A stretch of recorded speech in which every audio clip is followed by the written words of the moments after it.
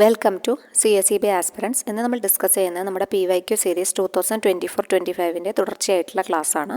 അപ്പോൾ ഇന്ന് നമ്മൾ പുതിയൊരു കോഡോട് കൂടിയിട്ടുള്ള ക്വസ്റ്റ്യൻ പേപ്പറാണ് ഡിസ്കസ് ചെയ്യുന്നത് കേട്ടോ. അപ്പോൾ നമ്മുടെ കോപ്പറേറ്റീവ് ലോ കോഴ്സ് നമ്മളിപ്പോഴും ചെയ്യുന്നുണ്ട്. ഇൻട്രസ്റ്റഡ് ആയ ആരെങ്കിലും ഉണ്ടെങ്കിൽ ജസ്റ്റ് മെസ്സേജ് അയച്ച് ജോയിൻ ചെയ്യുക. പിന്നെ കൂടാതെ നമ്മുടെ ഈ മെറ്റീരിയൽസൊക്കെ നമ്മളവിടെ പ്രൊവൈഡ് ചെയ്യുന്നുണ്ട് ഫോൾഡർ വൈസ് ആയിട്ട്. അപ്പോൾ ഇന്ന് നമ്മൾ എടുത്തിരിക്കുന്ന ക്വസ്റ്റ്യൻ പേപ്പർ 1/2024 കോപ്പറേഷൻ ക്വസ്റ്റ്യൻസ് ആണ് നമ്മൾ ഡിസ്കസ് ചെയ്യുന്നത്. അപ്പം ഇനി മുതൽ ധാരാളം എക്സാമുകൾ വരികയാണ് അല്ലെ. ഡിസംബർ 29 തൊട്ട് എല്ലാ സൺഡേസും നമുക്ക് എക്സാം ഉണ്ട്. പിന്നെ കൂടാതെ KS കാർഡ് വിളിച്ചു, പിന്നെ JCA വിളിച്ചു. അപ്പോൾ എല്ലാവരും പഠിത്തം ഉഷാറാക്കുക, സ്പീഡാക്കുക. കൂടാതെ സ്പീഡാക്കിയോണ്ട് കാര്യമില്ല, പഠിക്കുന്ന ഫാക്റ്റ് നന്നായിട്ട് റിവൈസ് ചെയ്ത് ഉറപ്പിച്ച് പോവാം കേട്ടോ. അപ്പോൾ നമുക്ക് കോപ്പറേഷൻ നോക്കാം. 761 ക്വസ്റ്റ്യനാണ്. The experiments of Robert oven was based on the principle of, അതായത് റോബർട്ട് ഓവൻ്റെ പ്രിൻസിപ്പിൾ ഏത് പ്രിൻസിപ്പിൾ ബേസ് ചെയ്തിട്ടായിരുന്നു ആളുടെ എക്സ്പെരിമെൻറ്റ്സ് നടത്തിയിട്ടുണ്ടായിരുന്നത്? ലേബർ നോട്ട്സ് ആണോ, ലേബർ എക്സ്ചേഞ്ച് ആണോ, ഡോക്ട്രിൻ ഓഫ് സർക്കംസ്റ്റാൻസസ് ആണോ, ലേബർ കോളനി ആണോ ചോദിച്ചിട്ടുണ്ട്. അപ്പോൾ ഇതിൽ പ്രിൻസിപ്പിൾ ആണല്ലോ ചോദിച്ചിട്ടുള്ളത്. അപ്പോൾ അതുകൊണ്ട് തന്നെ ഡോക്ട്രിൻ ഓഫ് സർക്കംസ്റ്റാൻസസ് ആണ് പ്രിൻസിപ്പിൾ ആയിട്ടുള്ളത്. ഓക്കെ. പിന്നെ റോബർട്ട് ഓവനെ ബന്ധപ്പെട്ടിട്ട് നമുക്ക് ഒരുപാട് ഫാക്റ്റുകൾ പഠിക്കേണ്ടതുണ്ട്. ലേബർ കോളനിയും ലേബർ നോട്ട്സും ലേബർ എക്സ്ചേഞ്ചസും ഒക്കെ ആളുമായി ബന്ധപ്പെട്ടത് തന്നെയാണ്. പിന്നെ അതുപോലെ ന്യൂ ലനാർക്കിൽ ആദ്യമായിട്ട് ഇൻഫാൻറ്റ് സ്കൂൾ വേൾഡിൽ തന്നെ കേട്ടോ. ഇൻഫാൻറ്റ് സ്കൂൾ എന്ന് പറഞ്ഞപ്പോൾ വർക്കിംഗ് മദറിന് ക്രഷൊക്കെ പോലെ ഒരു സംവിധാനം കോപ്പറേറ്റീവ് കോളനി ആളുടെ ഫീച്ചേഴ്സ് ഓവൻ്റെ കോപ്പറേറ്റീവ് കോളനികളിൽ കൊണ്ടുവന്ന ഒരു ഫെസിലിറ്റി ആയിരുന്നു അത്, ഇൻഫാൻസിനുള്ള സ്കൂൾ കേട്ടോ. അപ്പോൾ ഇന്ന് നമുക്കതിനെക്കുറിച്ച് അറിയാം. അപ്പോൾ അന്ന് ന്യൂ ലനാർക്കിൽ അത് പുതിയ ആശയമായിരുന്നു. അതായത് ക്രഷ് ഫോർ വർക്കിംഗ് മദർ എന്നുള്ളത്.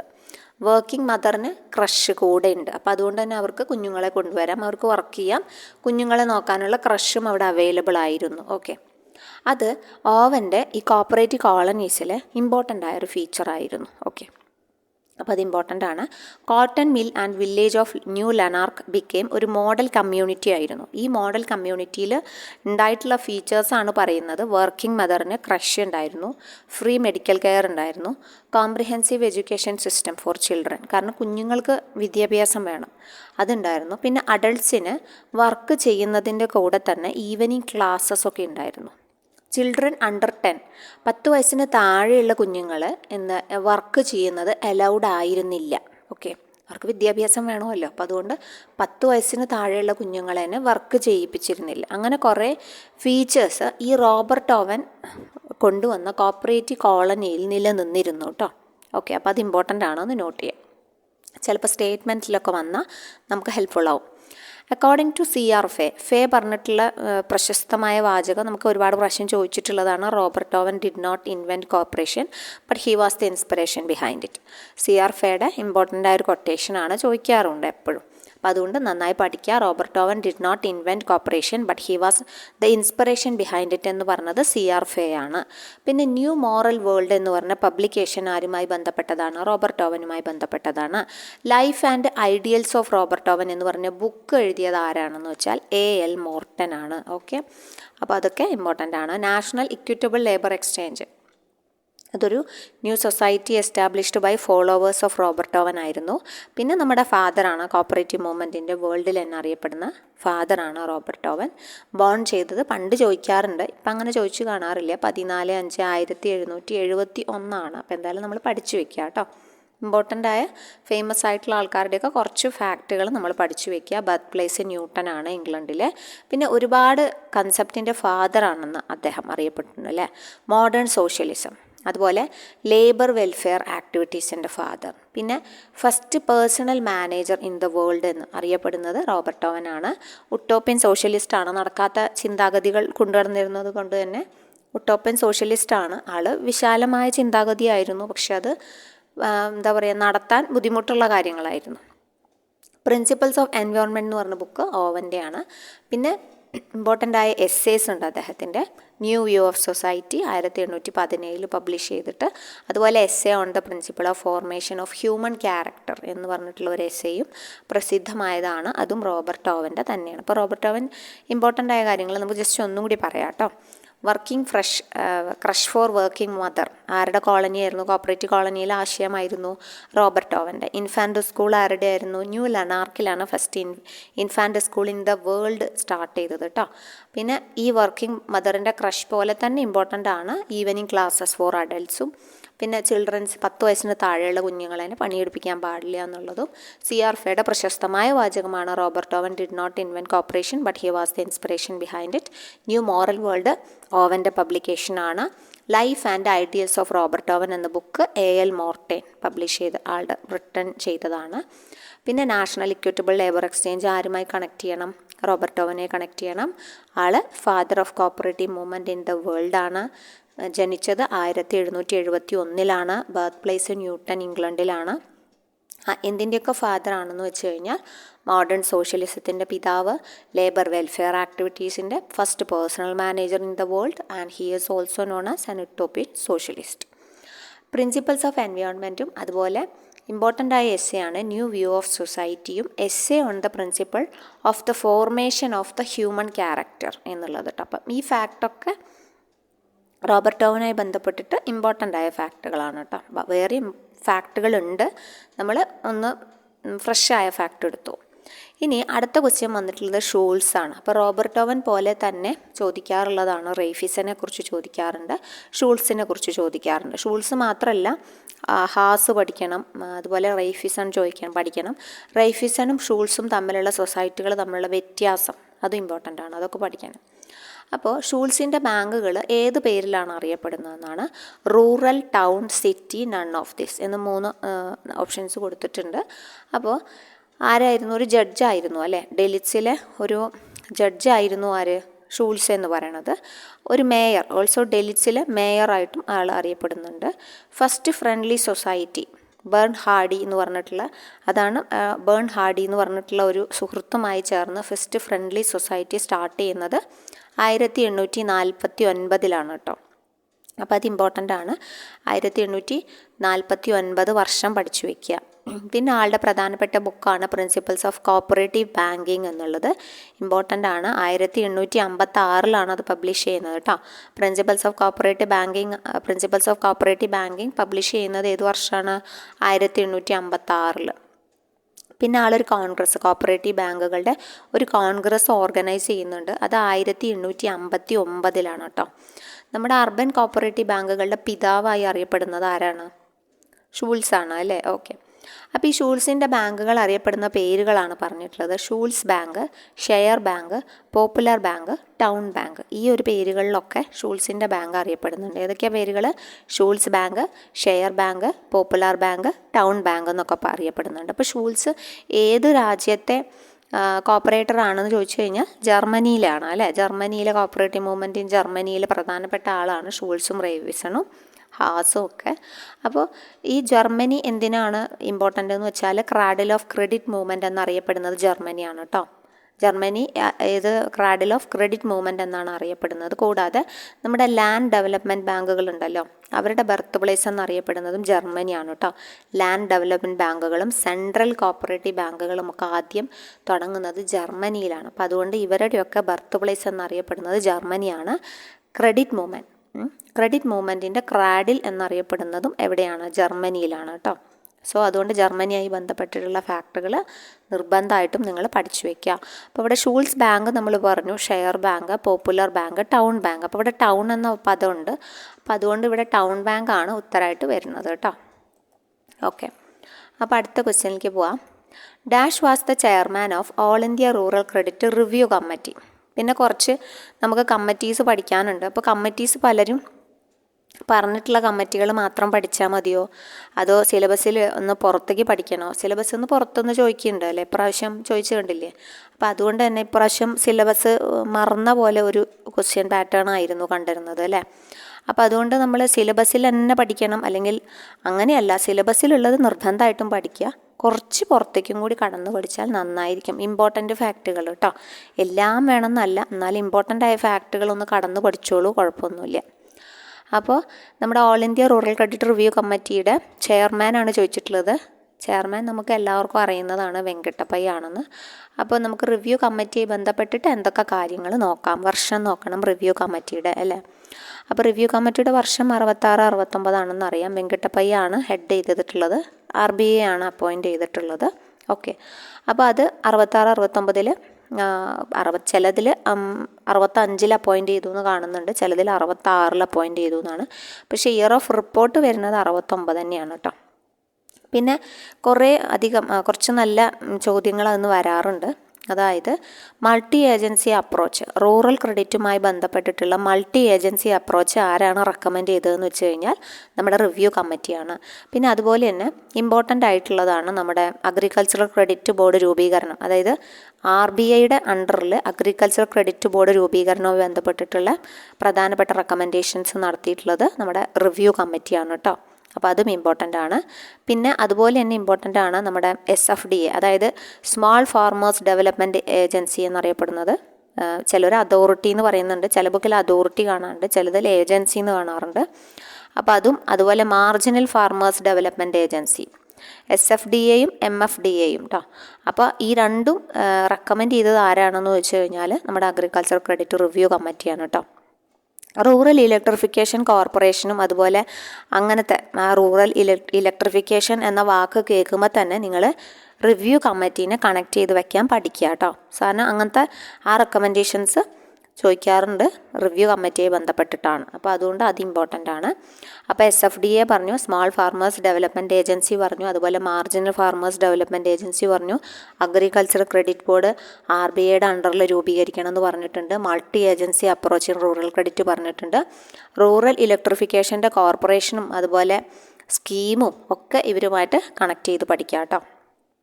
പെയ്ഡ് സെക്രട്ടറി വേണമെന്നും അവർക്ക് ഡിവിഡൻഡ് ഓഫർ ചെയ്യണം, ഹയർ ഡിവിഡൻഡ് കൊടുക്കണം എന്നും അങ്ങനത്തെ കാര്യങ്ങളൊക്കെ പറയുന്നുണ്ട്. Deposit insurance and credit guarantee scheme കൊണ്ടുവരണം എന്ന് പറഞ്ഞിട്ടുണ്ട്. കുറച്ചധികം എക്സ്പ്ലനേഷൻസ് അവരുമായി ബന്ധപ്പെട്ടുണ്ട്. ഇമ്പോർട്ടൻ്റ് ആയ കാര്യങ്ങൾ നമ്മൾ പഠിച്ചിരിക്കേണ്ടത് ഇത്രയാണ് കേട്ടോ. അപ്പോൾ സെൻട്രൽ ബാങ്കുകൾ തന്നെ അവർക്ക് ഹെവി ഓവർ ഡ്യൂ ഉണ്ടല്ലോ. അപ്പോൾ അതുകൊണ്ട് തന്നെ അവർ റീഹാബിലിറ്റേറ്റ് ചെയ്തിട്ട് സെൻട്രൽ ബാങ്കുകളുടെ കടം കുറയ്ക്കണം എന്ന് റെക്കമെൻഡ് ചെയ്ത കമ്മിറ്റിയും ഇവർ തന്നെയാണ്. അതാണ് അത് എക്സ്റ്റെൻഡ് ചെയ്തതാണ് അഗ്രികൾച്ചറൽ റീഫിനാൻസിങ് കോർപ്പറേഷനിലേക്ക്. അഗ്രികൾച്ചറൽ റീഫിനാൻസിങ് കോർപ്പറേഷൻ റീവാമ്പ് ചെയ്ത് ആക്ടിവിറ്റീസ് ഒക്കെ കൂടി റീവാമ്പ് ചെയ്യണം എന്നും ഇവർ പറഞ്ഞിട്ടുണ്ട്, റെക്കമെൻഡ് ചെയ്തിട്ടുണ്ട്. അപ്പോൾ നമുക്ക് ഒന്നും കൂടി റിവൈസ് ചെയ്യാം. Multi agents approach in rural credit important ആണ്. റൂറൽ ഇലക്ട്രിഫിക്കേഷൻ കോർപ്പറേഷൻ അതുപോലെ തന്നെ റൂറൽ ഇലക്ട്രിഫിക്കേഷൻ സ്കീം എന്ന് ചോദിച്ചാലും ഇവർ റെക്കമെൻഡ് ചെയ്തത് തന്നെയാണ് കേട്ടോ. പിന്നെ ഇമ്പോർട്ടൻ്റ് ആണ് നമ്മുടെ സ്മോൾ ഫാർമേഴ്സ് ഡെവലപ്മെൻറ്റ് ഏജൻസി എന്ന് പറഞ്ഞ SFDAയും MFDAയും മാർജിനൽ ഫാർമേഴ്സ് രണ്ടും ഇവർ തന്നെയാണ് റെക്കമെൻഡ് ചെയ്തിട്ടുള്ളത്. പിന്നെ അഗ്രികൾച്ചർ ക്രെഡിറ്റ് ബോർഡ് രൂപീകരിക്കണം, RBIയുടെ അണ്ടറിൽ അഗ്രികൾച്ചർ ക്രെഡിറ്റ് ബോർഡ് രൂപീകരിക്കണമെന്ന് പറഞ്ഞു. അതായത് സെൻട്രൽ ബാങ്കുകൾക്ക് ഹെവി ഓവർ ഡ്യൂ ഉള്ള കാരണം അവരെ ഒന്ന് റീഹാബിലിറ്റേറ്റ് ചെയ്യണം എന്ന് ഉള്ള കമ്മിറ്റിയും നമ്മുടെ ക്രെഡിറ്റ് റിവ്യൂ കമ്മിറ്റിയാണ്. പിന്നെ അഗ്രികൾച്ചർ ക്രെഡിറ്റ് ബോർഡ് രൂപീകരിക്കണം നമ്മൾ പറഞ്ഞു. പിന്നെ അതുപോലെ തന്നെ അഗ്രികൾച്ചറൽ റീഫിനാൻസ് കോർപ്പറേഷൻ്റെ ആക്ടിവിറ്റീസ് ഒന്നും കൂടി ഉഷാറാക്കണം എന്ന് പറഞ്ഞിട്ടുണ്ട് റിവ്യൂ കമ്മിറ്റി. അപ്പോൾ അങ്ങനത്തെ ധാരാളം വയബിലിറ്റി നോംസ് കൊണ്ടുവന്നിട്ടുണ്ട്. അപ്പോൾ ക്രെഡിറ്റുമായി ബന്ധപ്പെട്ടിട്ടുള്ള റൂറൽ ക്രെഡിറ്റുമായി ബന്ധപ്പെട്ടിട്ട്. അപ്പോൾ ഇങ്ങനത്തെ കുറച്ച് ഇമ്പോർട്ടൻ്റ് ആയിട്ടുള്ള എക്സ്പ്ലനേഷൻസ് നിങ്ങൾ ഈ ഒരു കമ്മിറ്റിയുമായി ബന്ധപ്പെട്ട് പഠിച്ചു വയ്ക്കുക. ഓക്കെ, 66-69 30 ജൂലൈ 69 റിപ്പോർട്ട് സബ്മിറ്റ് ചെയ്യുന്നത് കേട്ടോ. അങ്ങനത്തെ കാര്യങ്ങളൊക്കെ ഒന്ന് നോക്കി വയ്ക്കുക കേട്ടോ. വെങ്കട്ടപ്പയ്യ ആണ് ചെയർമാൻ ആയിട്ടുള്ളത് കേട്ടോ. അടുത്തത് ട്രെയിനിങ് ഇൻസ്റ്റിറ്റ്യൂട്ട് ഓഫ് ബേർഡ് ആണ് പറഞ്ഞിട്ടുള്ളത്. ബേർഡ് സ്പോൺസർ ചെയ്യുന്നത് ആരാണ്? അതായത് ബേർഡ് എന്ന ട്രെയിനിങ് ഇൻസ്റ്റിറ്റ്യൂട്ട് സ്പോൺസർ ചെയ്യുന്നത് നമുക്കറിയാം നബാർഡാണ്. സ്ഥിരം ക്വസ്റ്റ്യൻ ആണത് അല്ലേ. അപ്പം നബാർഡാണ് ബേർഡിനെ സ്പോൺസർ ചെയ്യുന്നത്. നബാർഡിന് ബേർഡ് കൂടാതെ നാഷണൽ ബാങ്ക് സ്റ്റാഫ് കോളേജും ഉണ്ട് കേട്ടോ. ട്രെയിനിങ് എസ്റ്റാബ്ലിഷ്മെൻ്റ് ഉണ്ട്. ലക്നൗവിൽ തന്നെയാണ് കേട്ടോ അത്. ബേർഡും ലക്നൗവിൽ തന്നെയാണ് ആസ്ഥാനം. നാഷണൽ ബാങ്ക് സ്റ്റാഫ് കോളേജും ലക്നൗവിൽ തന്നെയാണ്. അത് സെറ്റപ്പ് ചെയ്തതും 1986 to cater to the training needs of officers of NABARD. നബാർഡിലെ training needs of officers of നബാർഡാണ് ഈ നാഷണൽ ബാങ്ക് സ്റ്റാഫ് കോളേജ് കേട്ടോ.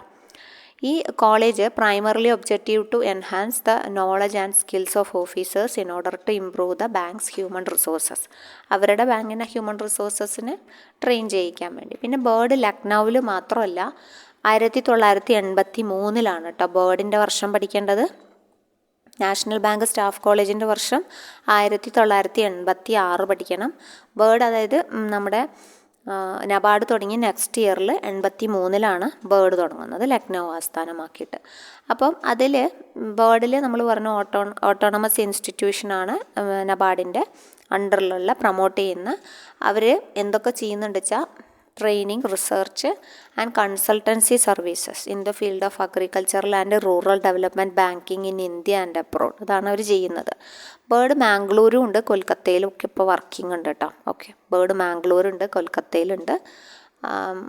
ബേർഡുമായി ബന്ധപ്പെട്ടിട്ട് നമുക്ക് അത്രയും കാര്യങ്ങൾ അറിഞ്ഞിരുന്നാൽ മതി. ബേർഡിൻ്റെ വർഷം 83, സ്റ്റാഫ് കോളേജിൻ്റെ വർഷം 86, ആസ്ഥാനം ലക്നൗ ആണ്. ബേർഡ് മാംഗ്ലൂരും കൊൽക്കത്തയിലും 2 ഇൻസ്റ്റിറ്റ്യൂട്ടുകളുണ്ട് കേട്ടോ. അപ്പോൾ അതിൻ്റെ മോർ ഡീറ്റെയിൽസ് വേണമെങ്കിൽ നിങ്ങൾ ബേർഡ് മാംഗ്ലൂരിൽ നിന്നും ബേർഡ് കൊൽക്കത്തയ്ക്കും സ്വന്തമായിട്ട് സൈറ്റുകളുണ്ട്. അതിൽ പോയി കഴിഞ്ഞാൽ നിങ്ങൾക്ക് കുറച്ചും കൂടി വിവരങ്ങൾ അതുമായി ബന്ധപ്പെട്ട് അറിയാൻ പറ്റും. ഓക്കെ, അപ്പോൾ ജെനുവിൻ വിവരങ്ങളാണ് നമ്മൾ സൈറ്റുകളിൽ നിന്ന് എടുക്കുമ്പോൾ നമുക്ക് കിട്ടുക കേട്ടോ. ഇനി NCCT കുറിച്ച് നോക്കാം നമുക്ക്. The headquarters of NCCT എവിടെയാണെന്നാണ്. NCCTയുടെ ഹെഡ് ക്വാർട്ടേഴ്സ് എവിടെയാണ് സ്ഥിതി ചെയ്യുന്നത് എന്നാണ് കേട്ടോ. അപ്പോൾ NCCT ഇമ്പോർട്ടൻ്റ് ആണ്. ന്യൂഡൽഹിയാണ് NCCTയുടെ ആസ്ഥാനം എന്ന് നമുക്കറിയാം. അപ്പോൾ NCCTയുടെ സ്ട്രക്ചർ അങ്ങനത്തെ കാര്യങ്ങൾ നോക്കണം. അത് ട്രെയിനിങ് നെറ്റ്വർക്ക് ആണല്ലോ NCCTയിലുള്ളത്. കോംപ്രിഹെൻസീവായിട്ട് ട്രെയിനിങ് കൊടുക്കുന്നത് തന്നെയാണ് NCCTയുടെ ജോലി എന്ന് പറഞ്ഞു കഴിഞ്ഞാൽ അല്ലേ. അപ്പോൾ ഇവർക്ക് നാഷണൽ ലെവലിൽ വാംനികോം ഉണ്ട്. Vaikunth Mehta national institute of cooperative management, VAMNICOM national ലെവലിലുണ്ട്. പിന്നെ താഴെ RICMs ഉണ്ട് കേട്ടോ.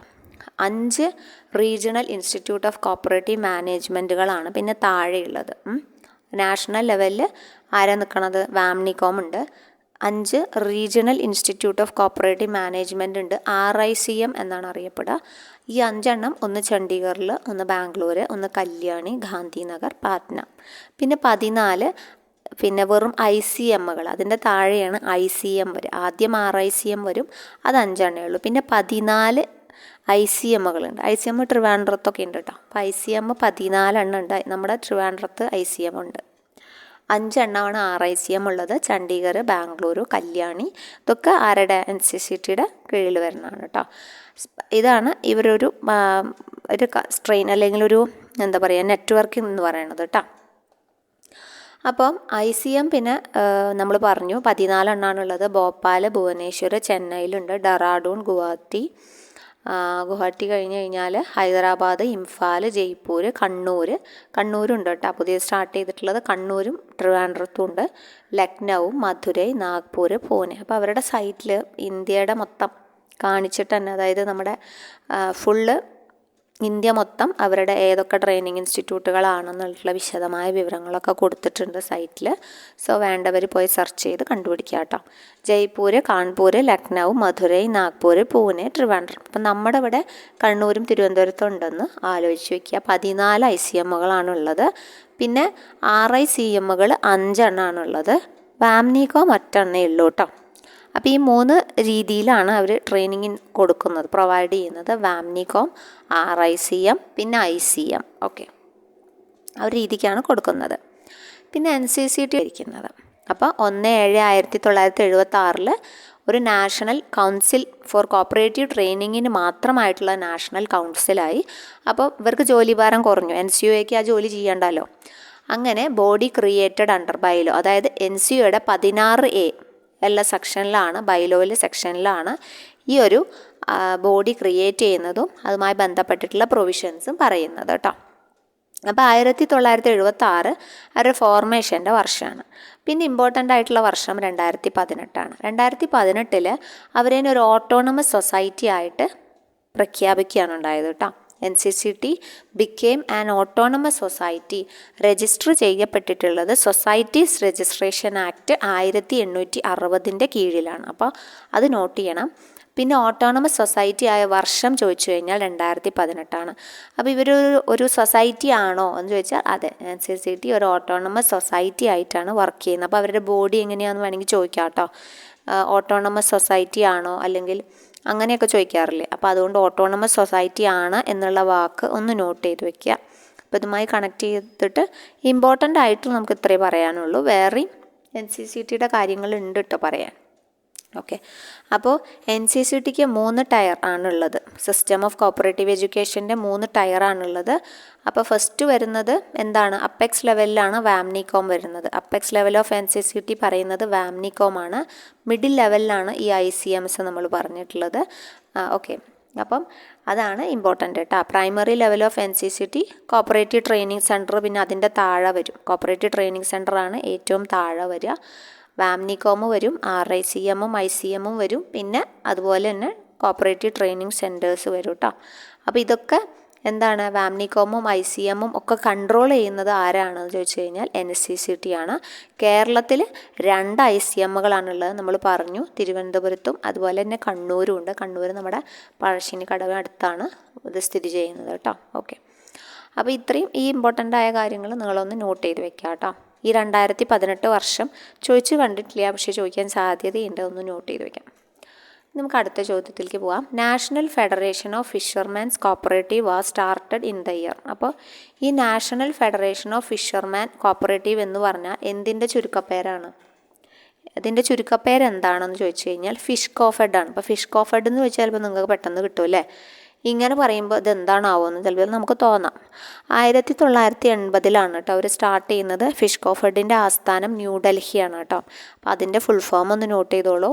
National federation of fisherman's cooperative എന്നതാണ് നമ്മുടെ ഫിഷ് കോഫെഡിൻ്റെ ഫുൾ ഫോം.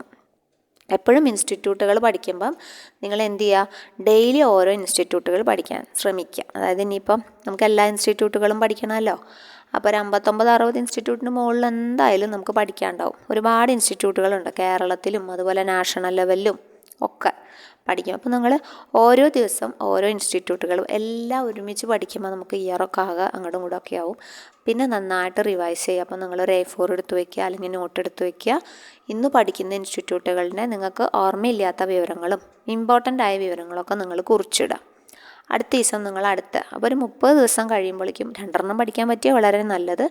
30 ദിവസം പഠിക്കുമ്പോഴേക്കും നിങ്ങൾക്ക് ഒരുവിധം ഇൻസ്റ്റിറ്റ്യൂട്ടുകളൊക്കെ തറാവും കേട്ടോ. പിന്നെ ഇന്നലെ പഠിച്ചതും ഇന്ന് പഠിച്ചതും നാളെ പഠിച്ചതും ഒക്കെ നമ്മളങ്ങനെ റിവൈസ് ചെയ്തുകൊണ്ട് വരിക. അപ്പോൾ ഇൻസ്റ്റിറ്റ്യൂട്ടുകളുടെ കാര്യം ഒരു തീരുമാനമായി. അതേപോലെ തന്നെയാണ് ഞാൻ കമ്മിറ്റിയും പറയുക. കമ്മിറ്റികളും ഡെയിലി ഓരോ കമ്മിറ്റി വെച്ച് നോക്കുക. അതുപോലെ ഡെയിലി കുറച്ച് സെക്ഷൻസ് വെച്ച് നോക്കുക. അങ്ങനെ നോക്കുമ്പം നമുക്കതൊരു ഭാരമായി തോന്നില്ല. പക്ഷെ ഒരു 30 ദിവസം 40 ദിവസമൊക്കെ പിന്നിട്ട് നോക്കുമ്പം നമുക്ക് എന്ത് ചെയ്യാം? ഒരുപാട് കഴിഞ്ഞതായിട്ട് നമുക്ക് ഫീൽ ചെയ്യും കേട്ടോ. അത് നമ്മൾ ചെയ്യണം. നമ്മൾ എഴുതി വെച്ചിട്ട് കാര്യമില്ല, അതൊക്കെ നമ്മൾ ചെയ്യേണ്ട കാര്യങ്ങളാണ്. National federation of fisherman's cooperative start ചെയ്ത വർഷം 1980 നമ്മൾ പറഞ്ഞു. അപ്പോൾ ഇവർക്കൊരു പഴയ പേരുണ്ട് കേട്ടോ. ഈ നാഷണൽ ഫെഡറേഷൻ ഓഫ് ഫിഷർമാൻ്റെ പഴയ പേര് all India federation of fisherman cooperatives എന്നായിരുന്നു കേട്ടോ. അവരുടെ പഴയ പേര് 1982 അവർ അന്ന് സ്റ്റാർട്ട് ചെയ്തപ്പോൾ ആ പേരായിരുന്നെങ്കിലും പിന്നെ 1982 പേര് മാറ്റിയിട്ടാണ് അവർ ഈ national federation of fishermen's cooperatives എന്നാക്കിയത്. ഓൾ ഇന്ത്യ മാറ്റിയിട്ടോ. പിന്നെ ഇമ്പോർട്ടൻ്റ് ആണ് ഫിഷ് കോപ്സ് എന്ന പബ്ലിക്കേഷൻ ചോദിക്കാറുണ്ട്. ഇവരുടെയാണ്. ഇവരൊക്കെ 2 ടയറിലാണ് വർക്ക് ചെയ്യുന്നത് കേട്ടോ. നാഷണൽ ലെവലിൽ കഴിഞ്ഞാൽ പിന്നെ മത്സ്യഫെഡാണ് താഴെയുള്ളത്. ഇവരൊക്കെ 2 ടയറിലാണ് വർക്ക് ചെയ്യുന്നത്. പിന്നെ താഴെയുള്ളത് ആരാണ്? മത്സ്യഫെഡാണെന്ന് ഓർത്ത് വയ്ക്കുക. അടുത്തത് നമ്മുടെ ഫസ്റ്റ് ഇൻ്റർനാഷണൽ കോപ്പറേറ്റീവ് കോൺഗ്രസ് എന്നാണ് നടന്നത് എന്നാണ് നമുക്കറിയാം. കാണാപ്പാടായിരിക്കും 1895 എന്നുള്ളത്. പിന്നെ ICI ബന്ധപ്പെട്ട എല്ലാ ഫാക്ടറുകളും നിങ്ങൾ പഠിക്കുക, റിവൈസ് ചെയ്യുക, വായിച്ചുകൊണ്ടിരിക്കുക. ICIയുടെ ക്ലാസ് നമ്മൾ ഓൾറെഡി ചെയ്തിട്ടുണ്ട്. കാണാത്ത കൂട്ടുകാർ ആരെങ്കിലും ഉണ്ടെങ്കിൽ ജസ്റ്റ് ഒന്ന് പോയി കാണുക കേട്ടോ. മിക്ക വീഡിയോസിലും ഉള്ള പോയിന്റുകൾ എന്തെങ്കിലും നിങ്ങൾക്ക് എക്സ്ട്രാ കിട്ടുന്നുണ്ടെങ്കിൽ നിങ്ങളത് എഴുതി പഠിക്കുക. അടുത്തത് പറഞ്ഞിട്ടുള്ളത് കേരള ബാങ്കിൻ്റെ ചീഫ് എക്സിക്യൂട്ടീവ് ബന്ധപ്പെട്ട കാര്യമാണ്. ഏത് പോസ്റ്റിലാണ് ആൾ അറിയപ്പെടുന്നത് എന്നാണ് ചോദിച്ചിട്ടുള്ളത് കേട്ടോ. ചീഫ് എക്സിക്യൂട്ടീവ് ഏത് പേരിലാണ് അറിയപ്പെടുന്നത്? അപ്പോൾ മാനേജിങ് ഡയറക്ടർ എന്ന പേരിലാണ് അറിയപ്പെടുന്നത്. ചീഫ് എക്സിക്യൂട്ടീവ് അറിയപ്പെടുന്നത് മാനേജിങ് ഡയറക്ടർ എന്ന പേരിലാണ്. അപ്പോൾ പുതിയൊരു 2-3 ദിവസം മുമ്പാണ് തോന്നുന്നുണ്ട് ഒരു പുതിയൊരു മാറ്റം ഉണ്ടായി അല്ലേ. പുതിയ ഡയറക്ടർ ബോർഡ് നിലവിൽ വന്നു കേരള സ്റ്റേറ്റ് കോപ്പറേറ്റീവ്, അതായത് കേരള ബാങ്കിന്. പി മോഹനനാണ് പ്രസിഡൻ്റായിട്ട് വന്നിട്ടുള്ളത്. ടി വി രാജേഷാണ് വൈസ് പ്രസിഡൻ്റായി വന്നിട്ടുള്ളത്. മറ്റേ ആൾക്കാർക്കൊന്നും മാറ്റമില്ല, അവരെന്നെ തുടരുന്നു. അപ്പോൾ പി മോഹനനും പ്രസിഡൻറ്റും ടി വി രാജേഷ് വൈസ് പ്രസിഡൻറ്റുമാണ്. അതൊന്ന് ഓർത്തിരിക്കുക കേട്ടോ. ഓക്കെ. പിന്നെ നമ്മുടെ കേരള ബാങ്കുമായി ബന്ധപ്പെട്ട് ഇമ്പോർട്ടൻ്റ് ആയിട്ടുള്ള കാര്യം പറയാനുള്ളത്, ഒന്ന് കേരള ബാങ്ക് ഈ ബ്രാൻഡ് നെയിമിൽ വന്ന വർഷം ചോദിച്ചിട്ടുള്ളതാണ് 29/11/2019 അല്ലേ. നല്ലൊരു ഫാൻസി 29, പിന്നെ 11, പിന്നെ 2019 ഫാൻസി നമ്പറിന് 29/11/19. അപ്പോൾ പഠിച്ച് വയ്ക്കാൻ എളുപ്പമാണ്. അതുപോലെ തന്നെ അന്ന് 13 ബാങ്കുകളല്ലേ ഉണ്ടായിരുന്നുള്ളൂ. പിന്നെ 14ാമത്തെ ബാങ്കും കൂടി ഇതിൽ ആഡ് ചെയ്തു. അപ്പോൾ ആ ഒരു ഡേറ്റ് അന്ന് മലപ്പുറം ബാങ്ക് വിട്ടു നിന്നു. പിന്നെ മലപ്പുറം ബാങ്ക് എന്തായി ഇതിൽ ആഡ് ചെയ്തു. അപ്പോൾ അതുകൊണ്ട് മലപ്പുറം ബാങ്ക് വന്ന ഡേറ്റും കൂടി ഇതിലും ലയിച്ച വർഷവും കൂടി ഒന്ന് നോക്കിയിരുന്നോളൂ. ചോദിച്ചിട്ടില്ല തോന്നുന്നു, ചിലപ്പോൾ ചോദിച്ചാലോ. 12/1/2023 കേട്ടോ മലപ്പുറം DCB ഈ കേരള ബാങ്കുമായിട്ട് അമാൽഗമേറ്റ് ചെയ്ത വർഷം 12/1/2023. അത് ഇമ്പോർട്ടൻ്റ് ആണ്. പിന്നെ കേരള സ്റ്റേറ്റ് കോപ്പറേറ്റീവ് ബാങ്കിൻ്റെ ഡെഫിനിഷൻ പറയുന്നത് 2KAലാണ് അല്ലേ. അപ്പോൾ 2 ടയറായി കേരള ബാങ്ക്. അങ്ങനെ മർജിങ് ലയനൊക്കെ കഴിഞ്ഞിട്ട് 2 ടയറേ ഉള്ളൂ ഇപ്പോൾ. അപ്പോൾ അങ്ങനത്തെ കാര്യങ്ങളൊക്കെ ഒന്ന് നോട്ട് ചെയ്ത് വെക്കുക. പിന്നെ അവരുടെ ഫോർമേഷൻ പഠിക്കാനാണെങ്കിൽ നമുക്ക് ഒരുപാട് ഡേറ്റുകളും കാര്യങ്ങളും അതിൽ പഠിക്കാനുണ്ട്. അപ്പോൾ അത് ഇമ്പോർട്ടൻ്റ് ആണ്. അതൊക്കെ ജസ്റ്റ് നോട്ട് ചെയ്ത് വെക്കുക കേട്ടോ. ഇൻഡിവിജ്വൽ മെമ്പർഷിപ്പ് കൊടുക്കുന്നുണ്ടോ കേരള ബാങ്ക്? ഇൻഡിവിജ്വൽ മെമ്പർഷിപ്പ് കൊടുക്കുന്നുണ്ടോ? ഇല്ല അല്ലേ, ഇൻഡിവിജ്വൽ മെമ്പർഷിപ്പ് കൊടുക്കുന്നില്ല കേരള ബാങ്ക്. ഓക്കെ. അപ്പോൾ അതുമായി ബന്ധപ്പെട്ട കാര്യങ്ങൾ നോട്ട് വയ്ക്കുക. 2 കമ്മിറ്റിയും കൂടി ഇമ്പോർട്ടൻ്റ് ആണ് കേട്ടോ. ശ്രീറാം കമ്മിറ്റിയും അതുപോലെ രവീന്ദ്രനാഥ കമ്മിറ്റിയും ഇവരുമായി ബന്ധപ്പെട്ടിട്ടുള്ളത്. Expert committee on Kerala bank report മായി ബന്ധപ്പെട്ടിട്ടുള്ള ഫസ്റ്റ് 2016-17 അപ്പോയിൻ്റ് ചെയ്തായിരുന്നു ശ്രീറാം കമ്മിറ്റി. അതിൻ്റെ ഫലമായിട്ടാണ് അത് ഉണ്ടായത്.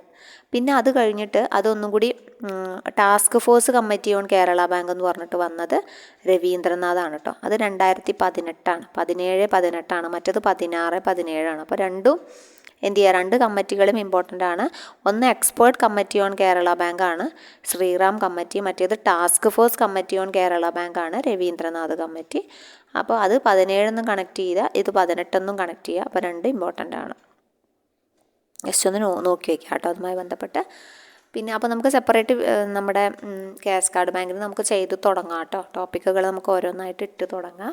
ഓക്കെ. ഇനി അടുത്ത ക്വസ്റ്റ്യൻ വന്നിട്ടുള്ളത് നമ്മുടെ കാസ്കാഡ് ബാങ്കുമായി ബന്ധപ്പെട്ടാണ്. Kerala state cooperative agriculture and rural development bank raised funds by, എങ്ങനെയാണ് അവർ ഫണ്ട് റേസ് ചെയ്യുന്നതെന്നാണ് ചോദിച്ചിട്ടുള്ളത് കേട്ടോ. നമ്മുടെ കാസ്കാഡ് ബാങ്ക്, ഇപ്പോൾ കാസ്കാഡ് ബാങ്കാണ് താരം അല്ലേ. കാസ്കാഡ് ബാങ്കിനെ നിങ്ങൾ ആദ്യം പഠിച്ചിരിക്കണം. കാസ്കാഡ് ബാങ്കിൻ്റെ എക്സാം അല്ലേ നിങ്ങൾ എഴുതാൻ പോകണം അല്ലേ. കാസ്കാഡിൻ്റെ അസിസ്റ്റൻ്റ് എക്സാം ഉണ്ടല്ലോ വരുന്നു. അപ്പോൾ അതുകൊണ്ട് തന്നെ കാസ്കാഡിൻ്റെ കാര്യങ്ങളൊക്കെ നന്നായിട്ട് പഠിച്ചു വെക്കുക കേട്ടോ. ഫസ്റ്റ് ലാൻഡ് മോർട്ട്ഗേജ് ബാങ്ക് ഇന്ത്യയിൽ വന്നത് എവിടെയാണ്? ജാങ്ങാണ് കേട്ടോ. പഞ്ചാബിലെ ജാങ്ങിലാണ് ഫസ്റ്റ് ലാൻഡ് മോർട്ട്ഗേജ് ബാങ്ക് ഇന്ത്യയിൽ വന്നിട്ടുള്ളത് അല്ലേ. പിന്നെ നമ്മുടെ ഇതിൻ്റെ സക്സസറുടെ പേര്, മുൻഗാമി എന്നറിയപ്പെടുന്നത് ട്രാവൻകൂർ ക്രെഡിറ്റ് ബാങ്കാണ്. ഓക്കെ, ട്രാവൻകൂർ ക്രെഡിറ്റ് ബാങ്കാണ് ഇതിൻ്റെ മുൻഗാമി എന്നറിയപ്പെടുന്നത്. ഓക്കെ, അതൊക്കെ ഇമ്പോർട്ടൻ്റ് ആണ്. പിന്നെ പോരാത്തതിന് ഇവർ കൊടുത്തിട്ടുള്ള പ്രധാനപ്പെട്ട ഇതെന്ന് പറഞ്ഞു കഴിഞ്ഞാൽ ഡിബഞ്ചർ ഇഷ്യൂ ചെയ്തിട്ടാണ് ഇവർ എന്തുണ്ടാക്കുന്നത്, വരുമാനം ഉണ്ടാക്കുന്നത് കേട്ടോ. ആക്സെപ്റ്റിംഗ് ഡെപ്പോസിറ്റ് അല്ല, ബോറോയിങ് ഫ്രം കൊമേഴ്ഷ്യൽ ബാങ്ക് അല്ല, ഇഷ്യൂയിങ് ഡിബഞ്ചേഴ്സാണ് ഇവരുടെ പ്രധാനപ്പെട്ട വരുമാന സ്രോതസ്സ് എന്ന് പറഞ്ഞാൽ ഡിബഞ്ചർ ഇഷ്യൂ. അപ്പോൾ ഡിബഞ്ചറുമായി ബന്ധപ്പെട്ട് നമുക്ക് കുറച്ച് കാര്യങ്ങൾ നോക്കാം. ഇവർ ഡിബഞ്ചർ ഇഷ്യൂ ചെയ്യുമെന്ന് പറഞ്ഞു. മേജർ സോഴ്സ് ഓഫ് ഫണ്ട് കാസ്കാഡ് ബാങ്കിൻ്റെ ഡിബഞ്ചറാണെന്ന് പറഞ്ഞല്ലോ. ഓക്കെ, അപ്പോൾ ഈ ഡിബഞ്ചറിന് ട്രസ്റ്റി ഉണ്ട്, രജിസ്ട്രാറെയാണ്, കോപ്പറേറ്റീവ് സൊസൈറ്റിയുടെ രജിസ്ട്രാറെയാണ് ഇവർ ട്രസ്റ്റി ആയിട്ട് വെക്കുക. ഈ ട്രസ്റ്റി ആരാന്ന് തീരുമാനിക്കുന്നത് ഗവൺമെൻറ്റാണ് കേട്ടോ. ഗവൺമെൻറ്റാണ് ഈ ട്രസ്റ്റീനെ അപ്പോയിൻറ്റ് ചെയ്യുന്നത്. അതുപോലെ ഗ്യാരണ്ടി നിൽക്കുന്നത് ഗവൺമെൻറ്റാണ്. കാരണം ഗവൺമെൻറ് ഗ്യാരണ്ടി ഉള്ള കാരണമാണ് ഇവരുടെ ഡിബഞ്ചർ ചിലവാകുന്നത് അല്ലേ. അപ്പോൾ അതുകൊണ്ട് തന്നെ ഒരു സെക്യൂർഡ് ഡിബഞ്ചറാണ് ബോണ്ട്. ബോണ്ടുകൾ ഇറക്കാറുണ്ട്. സെക്യൂർ ഡിബഞ്ചറാണ് ബോണ്ട് എന്ന് പറയുന്നത്. അപ്പോൾ ഡിബഞ്ചറിൻ്റെ ഈ ഒരു ഗ്യാരണ്ടി ആരാണ്, ട്രസ്റ്റി ആരാണെന്ന് ചോദിക്കാറുണ്ട്. ട്രസ്റ്റി രജിസ്ട്രാറാണ്, ഗ്യാരണ്ടി നിൽക്കുന്നത് ഗവൺമെൻറ്റുമാണ്. ഓക്കെ. മാത്രമല്ല ഇവർ നമ്മുടെ നബാർഡിൽ നിന്നും അപ്രൂവൽ വാങ്ങിക്കണം കേട്ടോ. എന്നിട്ട് മാത്രമേ ഇവർ എന്ത് ചെയ്യാൻ പാടുള്ളൂ, ഡിബഞ്ചറൊക്കെ ഇഷ്യൂ ചെയ്യാൻ പാടുള്ളൂ. നബാർഡിൽ നിന്ന് അപ്രൂവൽ വാങ്ങിച്ചതിന് ശേഷം മാത്രമാണ് ഡിബഞ്ചർ ഇഷ്യൂ ചെയ്യാൻ പാടുള്ളൂ. പിന്നെ ഉള്ള ഒരു കോമൺ ഡൗട്ടാണ് ഇതിൻ്റെ ഇൻട്രസ്റ്റ് ആരായിരിക്കും. ഈ ഡിബഞ്ചറിന് ഇൻട്രസ്റ്റ് ഉണ്ടാവുമല്ലോ, അത് ഫിക്സ് ചെയ്യുന്നത് നമ്മുടെ RBI ആണ് കേട്ടോ. അപ്പോൾ അതും ഇമ്പോർട്ടൻ്റ് ആണ്. ഡിബഞ്ചർ ഇഷ്യൂ ചെയ്യണമെങ്കിൽ ആരിൽ നിന്നും കൺസെൻറ്റ് വാങ്ങണം, പ്രീവിയസ് അല്ലെങ്കിൽ പ്രയർ കൺസെൻറ്റ് വാങ്ങണം നബാർഡിൽ നിന്നും. ഇവരുടെ റേറ്റ് ഓഫ് ഇൻട്രസ്റ്റ് തീരുമാനിക്കുന്നത് RBI ആണ്. ഓക്കെ. അപ്പോൾ ആ കാര്യങ്ങളൊക്കെ ഒന്ന് നോട്ട് ചെയ്യുക. പിന്നെ ഇവർ എത്ര ടൈപ്പ് ഓഫ് ഡിബഞ്ചർ ഇറക്കുന്നുണ്ട് എന്ന് പറഞ്ഞാൽ പ്രധാനമായിട്ട് 3 എണ്ണമാണ്. ഓർഡിനറി ഡിബഞ്ചർ ഉണ്ട്, റൂറൽ ഡിബഞ്ചർ ഉണ്ട്, സ്പെഷ്യൽ ഡെവലപ്മെൻറ്റ് ഡിബഞ്ചർ ഉണ്ട്. ഓർഡിനറി ഡിബഞ്ചർ ഉണ്ട്, റൂറൽ ഡിബഞ്ചർ ഉണ്ട്, സ്പെഷ്യൽ ഡെവലപ്മെൻറ്റ് ഡിബഞ്ചർ ഉണ്ട്. ഓർഡിനറി ഡിബഞ്ചർ എന്ന് പറഞ്ഞാൽ ജനറൽ പബ്ലിക്കിനും അതുപോലെ തന്നെ ഇൻസ്റ്റിറ്റ്യൂഷണൽ ബയേഴ്സ് എന്ന് പറഞ്ഞാൽ വാങ്ങിക്കുന്ന ഇൻസ്റ്റിറ്റ്യൂട്ടുകൾ, ഗവൺമെൻറ് ആവാം, RBI ആവാം, SBI ആവാം, അങ്ങനത്തെ ആൾക്കാർ. റൂറൽ ഡിബഞ്ചേഴ്സ് എന്ന് പറഞ്ഞു കഴിഞ്ഞാൽ സാധാരണക്കാരൻ്റെ റൂറൽ സേവിങ് ഉണ്ടല്ലോ, അതിനുള്ള ഡിബഞ്ചറുകളാണ് റൂറൽ ഡിബഞ്ചർ, ചെറിയ തുകയ്ക്ക്. സ്പെഷ്യൽ ഡെവലപ്മെൻറ്റ് ഡിബഞ്ചർ എന്ന് പറഞ്ഞ ഡിബഞ്ചർ ഉണ്ട്. അത് സ്പെഷ്യൽ പ്രോജക്റ്റിന് വേണ്ടി അഗ്രികൾച്ചറൽ ഡെവലപ്മെൻറ്റുമായി ബന്ധപ്പെട്ട് അല്ലെങ്കിൽ ലാൻഡ് ഇമ്പ്രൂവ്മെൻറ്റ് ഡെവലപ്മെൻറ്റുമായി ബന്ധപ്പെട്ടിട്ടുള്ള സ്പെഷ്യൽ പ്രോജക്റ്റുകൾക്ക് വേണ്ടിയിട്ടാണ് അത് ഇഷ്യൂ ചെയ്യുന്നത്. അതിൻ്റെ പ്രമുഖമായിട്ട് വാങ്ങുന്നത് മേജർ ഷെയറും നബാർഡിൻ്റെ കയ്യിലാണ്. നബാർഡാണ് അത് പർച്ചേസ് ചെയ്ത് വെക്കുന്നത് കേട്ടോ. ഓക്കെ. അപ്പോൾ ഇത് 3ഉം ഇമ്പോർട്ടൻ്റ് ആണ്. Ordinary debenture, rural debenture, special development debenture. അപ്പോൾ അത്രയും അത് ഇമ്പോർട്ടൻ്റ് ആണ് കേസ് കാർഡുമായി ബന്ധപ്പെട്ടിട്ട് കേട്ടോ. പിന്നെ നാഷണൽ തൊണ്ടയ്ക്ക് ചെറിയൊരു പ്രശ്നമുണ്ട്, അതുകൊണ്ടാണ് വീഡിയോ വൈകിയത്. എക്സാം കഴിഞ്ഞു, അപ്പോൾ അതോടുകൂടി നല്ല ചുമയും പനിയൊക്കെ പറ്റി. അപ്പം സൗണ്ടൊന്ന് റെഡി ആവട്ടെ എന്ന് വിചാരിച്ച് കാത്തിരുന്നതാണ്. അപ്പോൾ വീണ്ടും എല്ലാവരും നന്നായിട്ട് ഉഷാറായിട്ട് തിരിച്ചു വരിക, നന്നായിട്ട് പഠിക്കുക. നമ്മുടെ സർവീസ് ബുക്കിൽ ഒപ്പിടുന്നത് വരെ നമ്മൾ നമ്മുടെ പ്രയത്നം തുടരുക. National life stock marketing association എന്തുമായി ബന്ധപ്പെട്ടതാണെന്ന്. അപ്പോൾ ഇത് നല്ലൊരു ക്വസ്റ്റ്യനാണ്. National life stock marketing association ഇത് നമ്മളിവിടെ കൊടുത്തിട്ടുണ്ട് കേട്ടോ. ആൻസർ B തന്നെയാണ്. ആൻസർ B ആണ്. കറക്റ്റ് ആൻസർ B ആണ് കേട്ടോ. USA ബന്ധപ്പെട്ടാണ് കേട്ടോ. National life stock marketing association എന്തുമായി ബന്ധപ്പെട്ടതാണ്? USA ബന്ധപ്പെട്ടതാണ്. ഓക്കെ. അപ്പോൾ ഇന്ന് ഇത്രയും ക്വസ്റ്റ്യൻസേ നമ്മൾ ഡിസ്കസ് ചെയ്യുന്നുള്ളൂ. ബാക്കി ക്വസ്റ്റ്യൻസ് ആയിട്ട് നമുക്ക് അടുത്ത വീഡിയോയിൽ കാണാം. താങ്ക്